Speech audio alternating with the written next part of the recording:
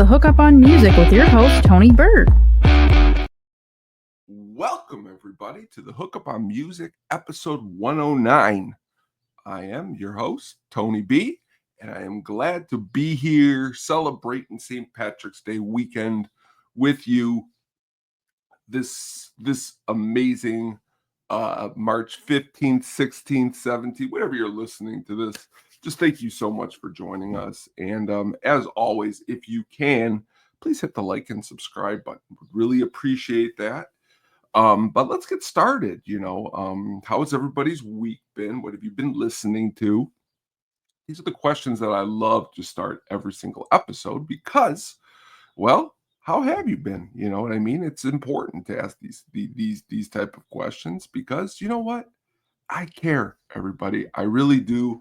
I care about what you're listening to. I care about everything that is going on in your life. So please send me a message if you'd like maybe a song, a positive song.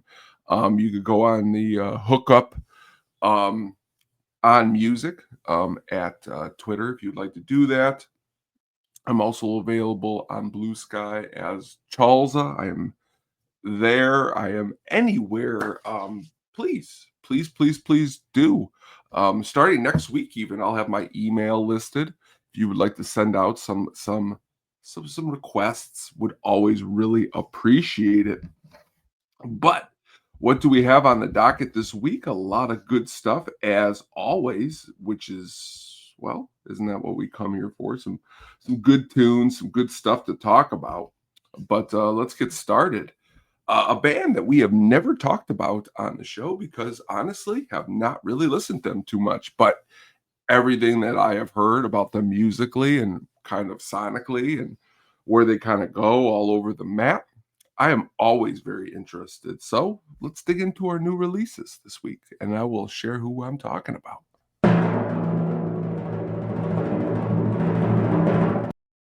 Coheed and Cambria. I think I've said that correctly. I've been saying it for a long time, but as crazy as out of all the bands that I've listened to, this progressive rock band from Nyack, New York, formed in 1995, I have not dug into as much as I probably should because they have a brand new album out. Who was sent to me by my main man, friend of the show, Andrew. He's just always been sending me cool stuff every single weekend that I love to listen to and I get to share with you. But you're saying to yourself, like, what number album is this for them? And you're looking at well, I think you're on the album number 11 here, if I am correctly. I don't want to get this wrong. It is number 11 and it's called Vaxxus Act 3, The Father of Make Believe.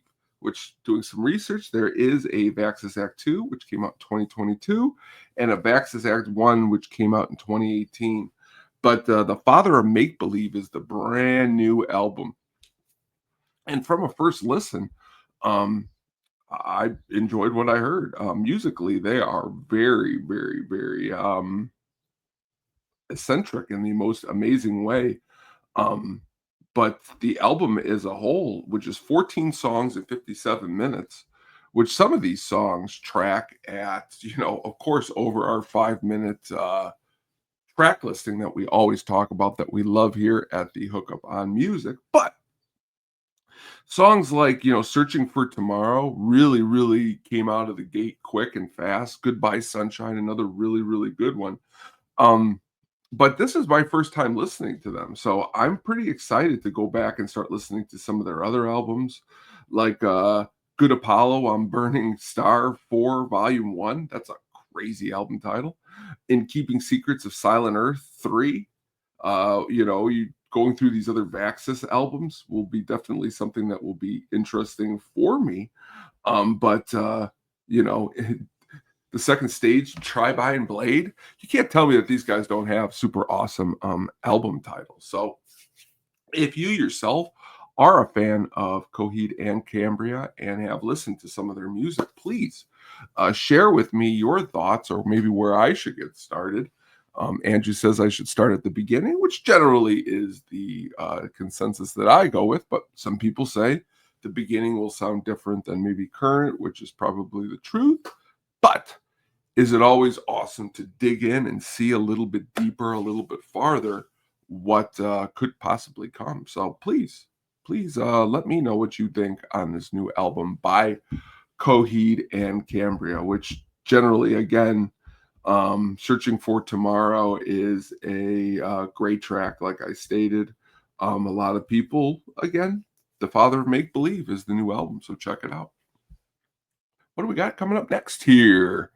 Todd Rundgren. You know, the other day I was driving and some Todd Rundgren came on to record, the record player. I was about to say no, it was the radio.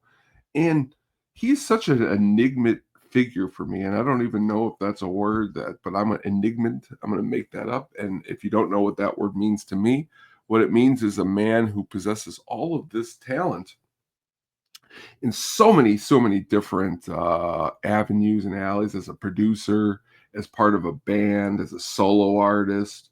Um, you know, but is he really, if you've ever heard of him? I mean, if you've ever heard a song like Hello, It's Me or Saw the Light, he's got a very, very distinct voice. But, some people have always been very, very influential into what his work. His album Runt from 1970, which is a very interesting title, coming in at 40 minutes and 20 seconds. But the recording of this album, which took place at Los Angeles, Electric Prunes was a singer. Jim Lowe was the engineer on this album. And if you've never heard of the Electric Prunes, they got some really, really good songs, including one of my favorites, I Had Too Much to Dream Last Night. Not I Had Too Much to Drink Last Night, but I Had Too Much to Dream Last Night. But back to Rundgren, big time producer. I mean, he produces all of his albums for the most part. In the bands he's in, well, in 1968, he was not the producer yet. But if you go to some of his later stuff, Nas 3, Nas 1, they had a producer. Nas 3, they start to produce it. Todd Rundgren's Utopia, another interesting project he was a part of. The thing about it is with all of these projects that he's been a part of, I'm still trying to find an avenue where in his music that he creates, in his what's the word I'm looking for, because some of these songs are really good, but he's one that is he's a native of Philadelphia. Not that that has anything to do with anything about what I'm about to say, but I'm still trying to find a connection. But there is a song I do find a connection with, a 1983 single that really sounds a lot different than everything else. And all the instruments on this track are performed by Todd Rundgren. Bang the Drum All Day, a really kind of a song that kind of gets you up in popular culture. Every time the Green Bay Packers score a touchdown, Todd's song is played. But again, also just a very memorable song. It's also, if you're a fan of the game, the Elder Scrolls 3 Morrowind, the creeper in there says, "Don't want to work, just want to bang on my drum. What's a scamp got to do?" Very interesting. But again, I'm curious to hear your thoughts on Todd Rundgren. If you've ever listened to him or some of his albums, you may not even be familiar with some of his work. But are you familiar with his production? Because he's been producing lots and lots and lots of albums, from Ecstasy, okay, which is a really, really, really, really, really, really, really good album. But he's all over the map with his producing, which is really, really kind of cool. But I like to say you should dig into some of his albums because he's done Hall & Oates, he's done Cheap Trick, he's done Grand Funk Railroad's Shining On, which is actually a great album. The Ecstasy album I was talking about was Skylarking, which has, dear God, a lot of good songs, a lot of great songs, deep cuts. But check out Todd. Let me know what you think. If you're a fan, let me know where to dig a little bit deeper. Maybe I missed something. So thank you so much for letting me talk about a little Todd Rundgren and Runt and all of that. Sadly, we have some sad news when it comes to the touring front, which is always sad in the concert. This is a little bit of sad in the concert news department. Frank Beard, ZZ Top, amazing drums on every song that they play. I think his drums are just legendary, and if you're watching live, has a really cool kit. But sadly, has to step away for health reasons, which honestly is a drummer, in this age playing all these shows. I mean, ZZ Top does not take too many breaks, but he states he's going to be back and better when he comes back. He is 75 years old. Okay. We want him back. We want him behind the drum kits, but we want him healthy. We want Frank Beard to be around, and whatever that takes. He states he'll be back behind. So if you are a fan of ZZ Top and you plan on seeing ZZ Top anytime coming up, um, you're just going to have to see them without Frank Beard. He has, but don't worry. The thing about all of this is ZZ Top is always able and to kind of easily replace somebody for a short interim period. John Douglas, the percussionist and drummer, and longtime tech member, will be taking over. Just like this is the same thing that sadly happened with Dusty Hill when he passed away. An inner member took over. So for Frank, a member coming in who was part of the gang, helping him replace him on the drums is actually pretty sweet because he knows what's going on, and there's probably not a whole lot of practice or reintroduction and who are we going to get or what's going to happen. So we wish Frank's health and everything else.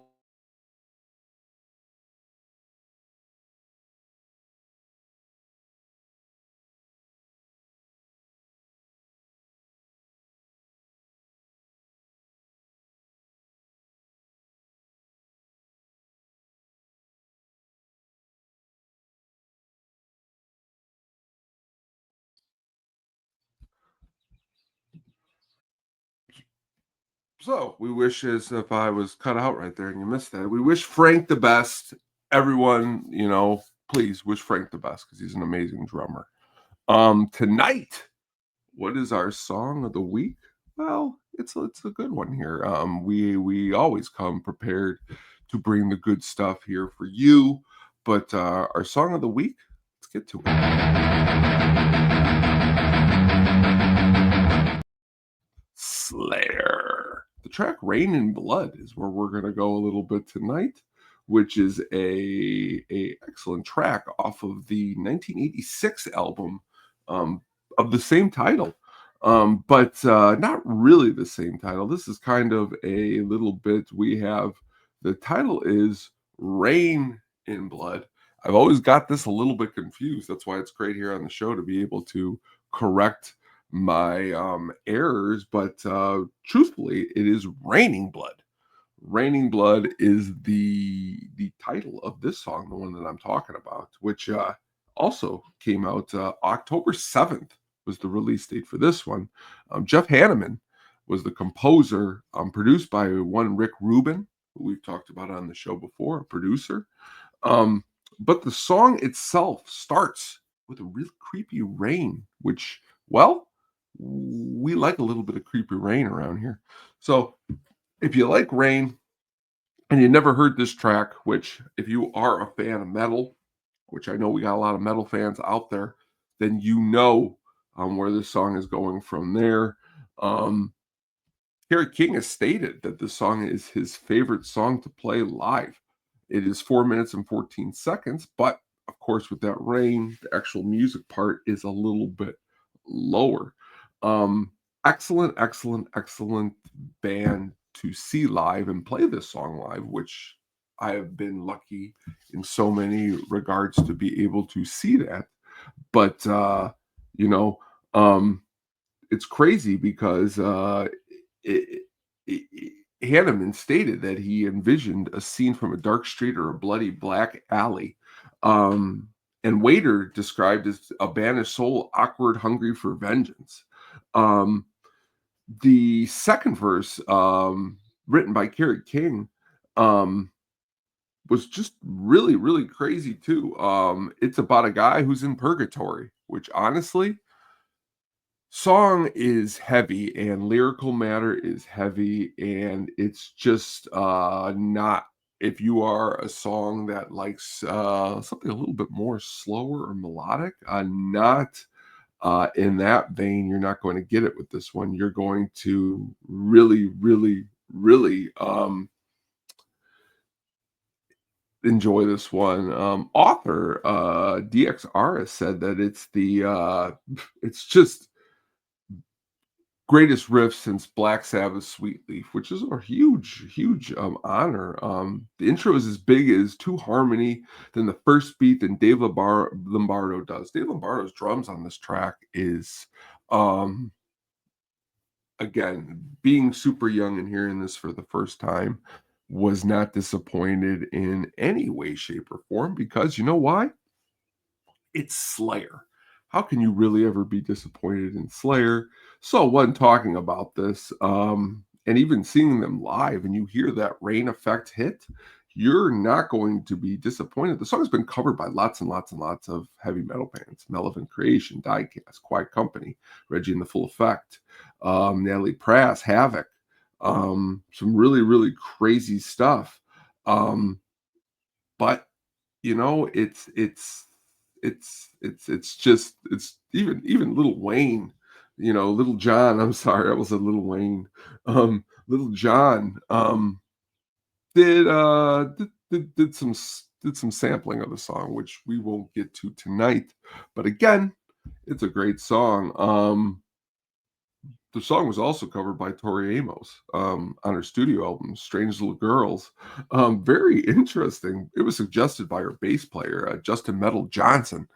But again, we like that kind of stuff here. We like these kind of interesting, very, very King stated that the Tori Amos cover was odd.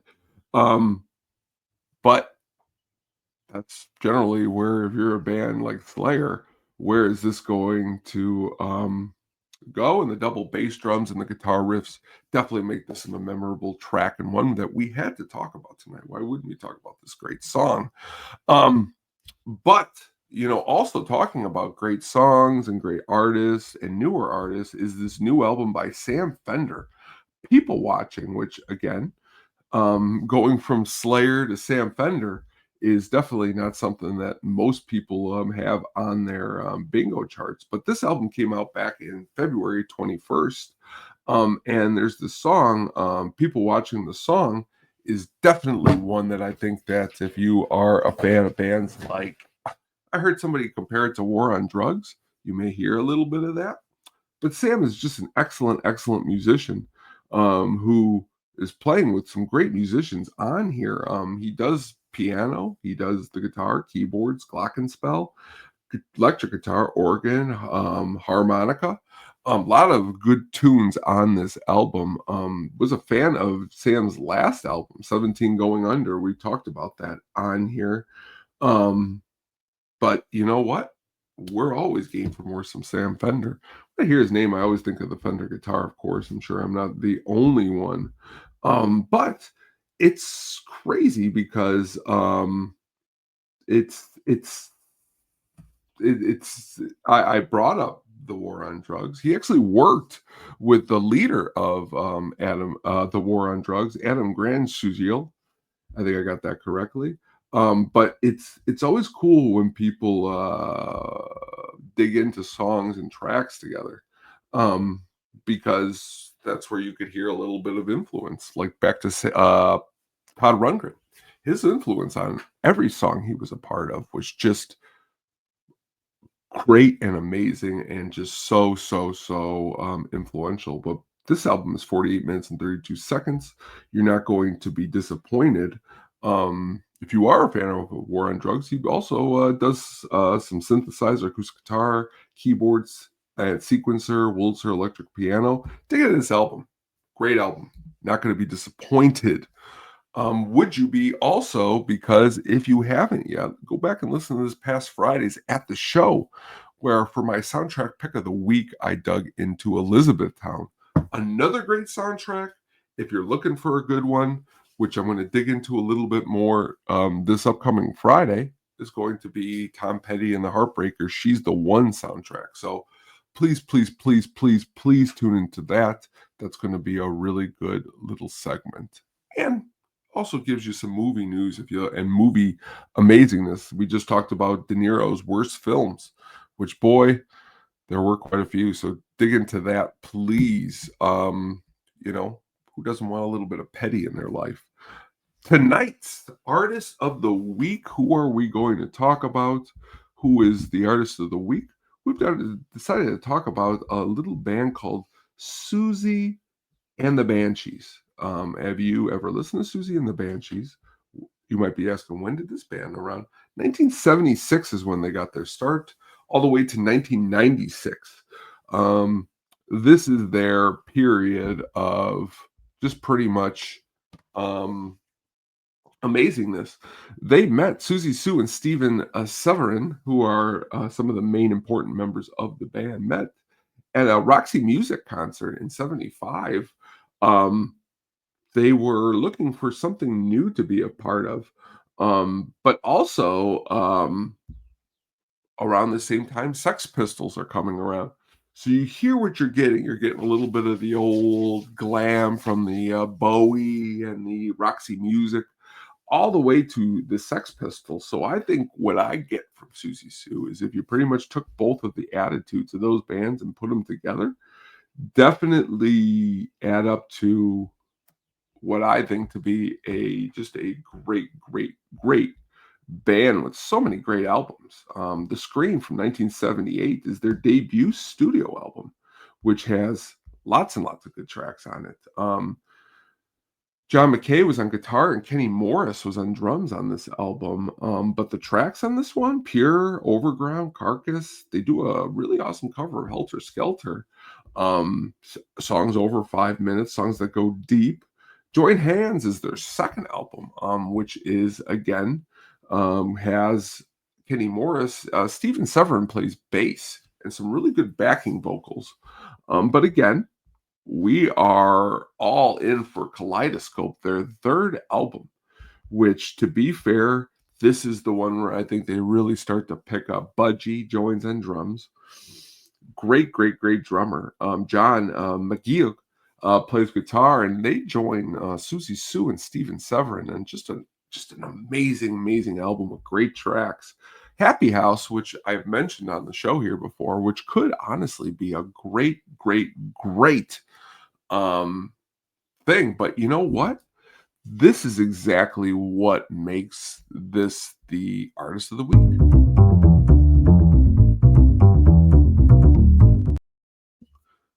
And you keep going and you keep going and you keep digging and you keep digging, and you're going to just keep finding more and more and more and more. 1981's Juju, another great, great album with songs like Spellbound, Arabian Nights. Looking for deeper tracks, Voodoo Dolly close it out with 7 minutes and 4 seconds. I love 7 minutes and 4 minute songs. I love long songs. Another minute. Night Shift, 6 minutes and 6 seconds. Bass and rhythm to these guys are great, but Siouxsie Sioux's voice is definitely something that you're not going to want to miss out on. I mean, you go to get Kissed in the Dream House, Slow Dive and Melt, great, great tracks. Feast, another great song, great album. But you're going yourself and you're just saying, like, will they just release good stuff? I mean, that's what this band does. And as a fan of bands like we've talked about before, the Bowie and Roxy Music and that punk type of that punk undertone, you're trying to say to yourself, where can this band not go? And where can they not go? And to amazing heights, because that's exactly what they do. They go to awesome, awesome, awesome, and really, really, really, really amazing heights. Which, to be fair, that's exactly what we want when we have great bands and great artists, and we see the really, really good stuff. One of my favorite songs of theirs is from 1985, "Cities in Dust," from their album Tinderbox, which is another great album. But this song in general, we've talked about recently, Garbage has covered this song, but the lyrics describe the city of Pompeii, which soon we're going to be talking about. Pink Floyd's Live at Pompeii is getting a re-release, but this is just some great lyrics about the unfortunate demise of Pompeii. But the band does this in so many great ways. I mean, this song is in Out of Bounds. It's in Grosse Pointe Blank. It's in 13 Reasons Why. It's in Glow. I've heard cool covers. End Show. It's just all over. You're saying to yourself, charts, U.S. Jam charts. It cracked the top 20. Definitely a song if you are a fan of great, great, great, cool music. You will not be disappointed. Siouxsie Sioux herself is just a very, very talented artist. Love talking about what she brings to the table. Always curious to see what she releases. She's had a solo album called Manta Ray. It came out in 2007. Um, but, it's just honestly really, really crazy. She also married bandmate Budgie in 1991, which is very interesting, because it's always crazy when you're in a band along with a long period of time with somebody and you get married. And that relationship that you have to go through and work with as you are being a touring musician or a musician that honestly puts out just really, really cool killer music. But Siouxsie Sioux has no problem doing that and no problem having really, really cool hair. To be even a little bit more in depth, they've had some other band members be part of the whole entire scene. Robert Smith is technically a member from 79, and in 82 to 84, he put The Cure on hold so he can join this band. You say to yourself, how awesome can you be that you're going to put on hold a great, great other band that you have? But this is Robert Smith. This is his life. He loves to do cool things like that. He is a hero of mine, and he always will be. So let's honor him by putting something aside to do a little bit of Siouxsie Sioux and the Banshees. But cool eyebrows, cool band, cool music. Really, again, interesting. And if you have time, their final album from 1995, The Rapture. They got songs with cello arrangements.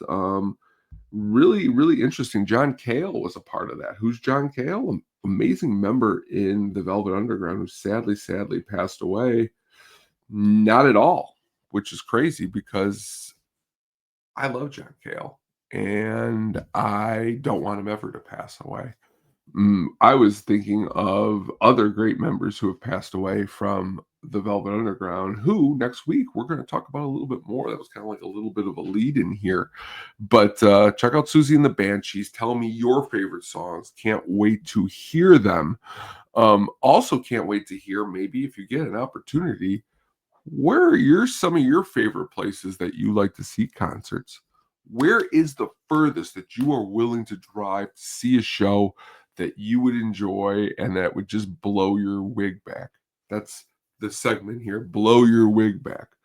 Next week, we're going to go a little bit more in depth on what would that look like? How far would you drive 10 hours in one day and drive 10 hours back? Have you drive 10 hours?